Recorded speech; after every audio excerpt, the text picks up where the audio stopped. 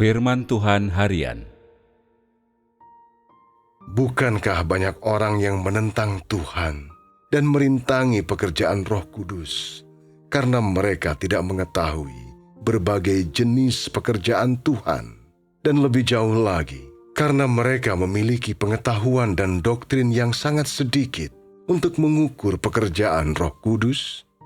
Meski pengalaman mereka dangkal, mereka bersikap angkuh dan memuaskan diri, dan mereka menyepelekan pekerjaan Roh Kudus, mengabaikan disiplin Roh Kudus, dan terlebih lagi, menggunakan argumen yang remeh untuk meneguhkan pekerjaan Roh Kudus.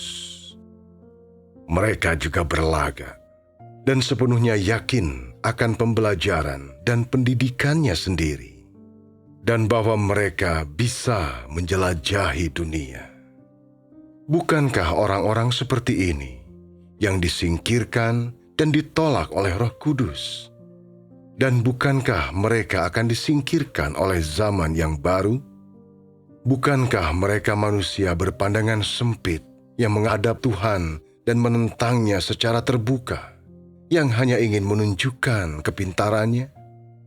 Hanya dengan pengetahuan yang amat kurang tentang kitab suci, mereka berusaha menguasai ilmu dunia dengan doktrin yang dangkal untuk mengajar orang. Mereka berusaha memundurkan pekerjaan Roh Kudus dan berupaya membuatnya berkisar hanya di sekitar proses pikirnya sendiri.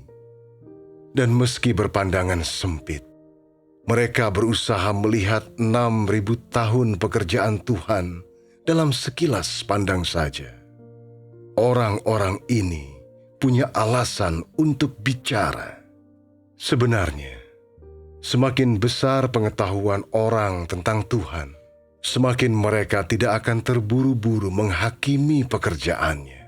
Lebih dari itu, mereka hanya akan sedikit bicara tentang pengetahuannya akan pekerjaan Tuhan di masa kini. Mereka tidak terburu-buru menghakimi. Semakin sedikit pengetahuan orang tentang Tuhan, semakin mereka angkuh dan terlalu percaya diri. Mereka semakin sembrono menyatakan keberadaan Tuhan. Mereka hanya membicarakan teori dan tidak menawarkan bukti nyata. Orang-orang seperti ini sama sekali tidak berarti. Orang yang memandang pekerjaan Roh Kudus sebagai permainan adalah orang sembrono.